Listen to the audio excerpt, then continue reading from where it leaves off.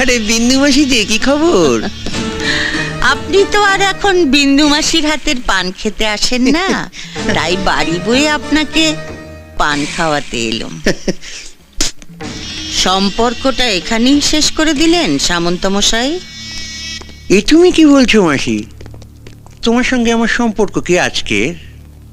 আমি আগে যেমন তোমায় ভালোবাসতাম এখনো তেমনি ভালোবাসি। এর চেয়ে বেশি বলার আগে আপনার লোকদের সরে যেতে বলুন সামন্ত মশাই। দেখলে তোমার সঙ্গে আমার সম্পর্কটা এখনো কেমন মধুর।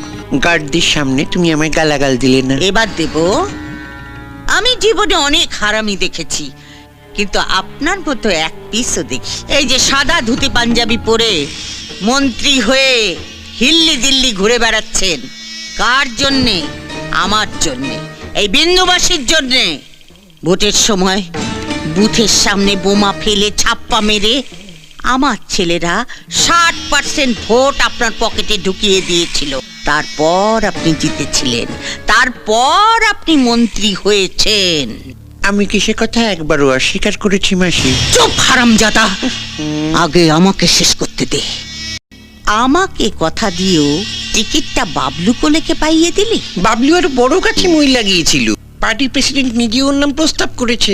তবে আমিও বলে দিয়েছি, কর্পোরেশনের মেয়র কিন্তু মাসিকেই করতে হবে। গোটা শহরটা হবে তোমার। মেয়রের চেয়ারে বসে লুটে পুটে খাবে। তোর মেয়রের চেয়ারে আমি করি। বিন্দু মাসি কারু ভিক্ষে নেয় না।